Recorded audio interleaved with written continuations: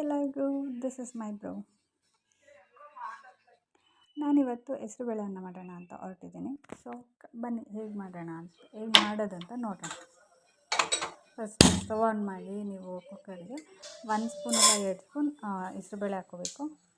ಆಮೇಲೆ ಒಗ್ಗರಣೆಗೆ ಸಾಸಿವೆ ಜೀರಿಗೆ ಎಲ್ಲ ಹಾಕ್ಕೊಂಡು ಕರ್ಬೇವಿನ ಸೊಪ್ಪೆಲ್ಲ ಹಾಕ್ಕೊಂಡು ಅದಕ್ಕೆ ಈರುಳ್ಳಿ ಮತ್ತು ಟೊಮ್ಯಾಟೊ ಹಾಕ್ಕೊಂಡು ಸ್ವಲ್ಪ ಇದಕ್ಕೆ ಉಪ್ಪು ಮತ್ತು ಅರಿಶಿನ ಹಾಕ್ಕೊಂಡು ಸ್ವಲ್ಪ ಆಡಿಸ್ಕೋಬೇಕು. ಅದು ಸ್ವಲ್ಪ ಎಲ್ಲ ಫ್ರೈ ಆದಮೇಲೆ ನೆನೆಸಿಟ್ಟಿರೋ ಅಕ್ಕಿ ಹಾಕ್ಬಿಟ್ಟು ಕಾಯಿ ತುರಿ ಆಮೇಲೆ ಕೊತ್ತಂಬರಿ ಸೊಪ್ಪು